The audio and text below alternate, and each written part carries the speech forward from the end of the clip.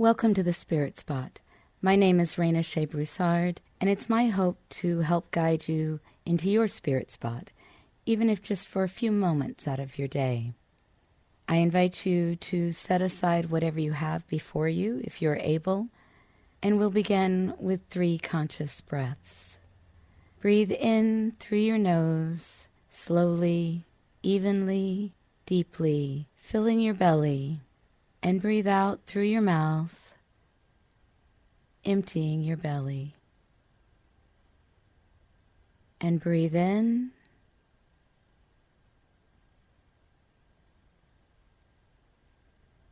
and breathe out.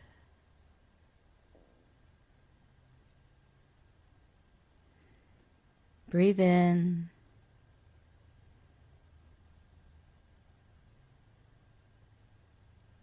and breathe out.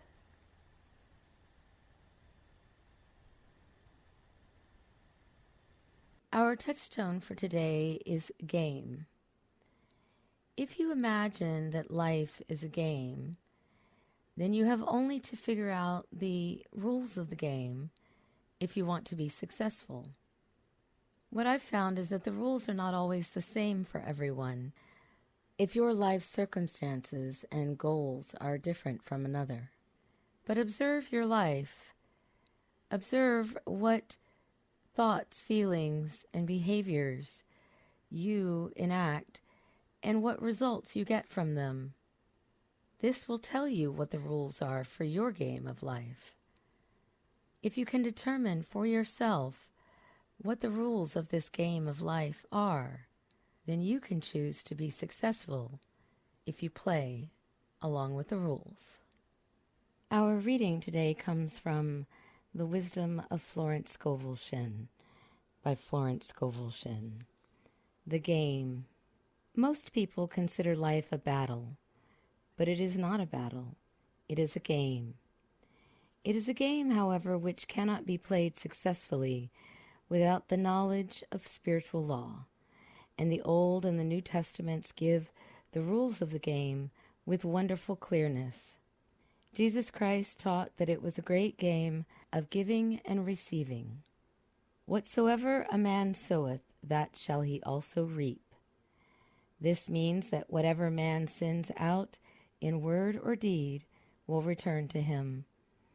What he gives, he will receive. If he gives hate, he will receive hate. If he gives love, he will receive love.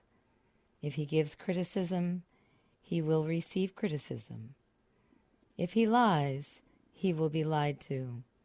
If he cheats, he will be cheated. We are taught also that the imaging faculty plays a leading part in the game of life. Keep thy heart, or imagination, with all diligence, for out of it are the issues of life. Proverbs 4:23. This means that what man images sooner or later externalizes in his affairs. I know of a man who feared a certain disease. It was a very rare disease and difficult to get, but he pictured it continually and read about it until it manifested in his body, and he died, the victim of distorted imagination. So we see, to play successfully the game of life, we must train the imaging faculty. A person with an imaging faculty trained to image only good brings into his life every righteous desire of his heart, health, wealth, love, friends, perfect self-expression, his highest ideals. The imagination has been called the scissors of the mind, and it is ever cutting, day by day, the pictures man sees there. And sooner or later, he meets his own creations in his outer world.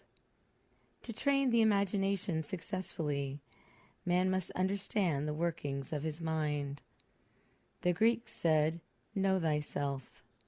Whatever man feels deeply or images clearly is impressed upon the subconscious mind and carried out in minutest detail.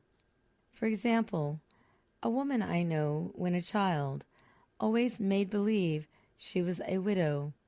She dressed up in black clothes and wore a long black veil, and people thought she was very clever and amusing. She grew up and married a man with whom she was deeply in love. In a short time he died, and she wore black and a sweeping veil for many years. The picture of herself as a widow was impressed upon the subconscious mind, and in due time worked itself out, regardless of the havoc created. Jesus Christ said, "Seek ye first the kingdom of God and his righteousness, and all these things shall be added unto you."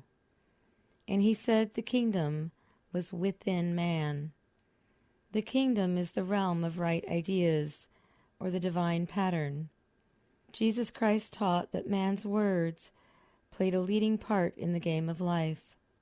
By your words ye are justified, and by your words ye are condemned.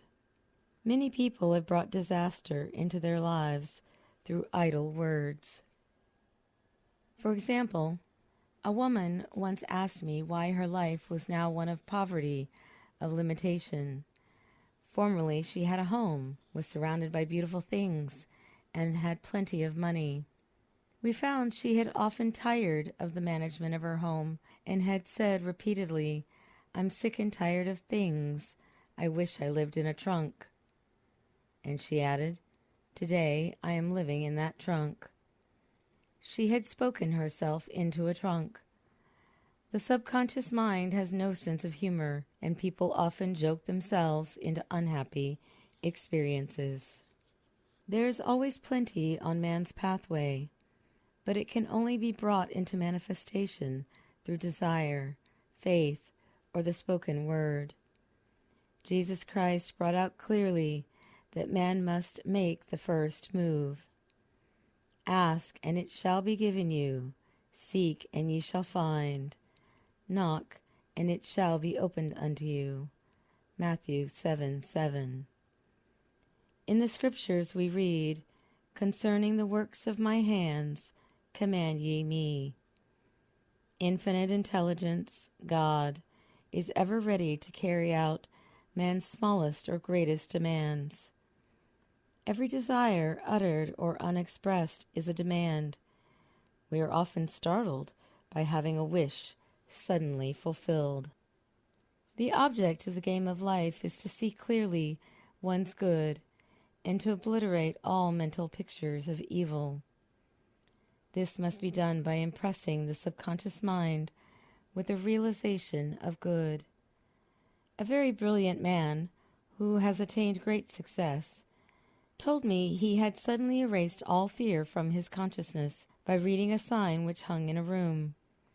He saw printed in large letters this statement, "Why worry? It will probably never happen." These words were stamped indelibly upon his subconscious mind, and he has now a firm conviction that only good can come into his life. Therefore, only good can manifest. Again, our touchstone for today is game.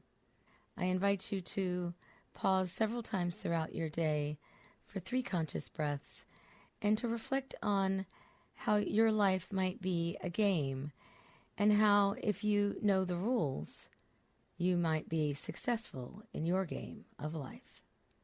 And may you create a great day.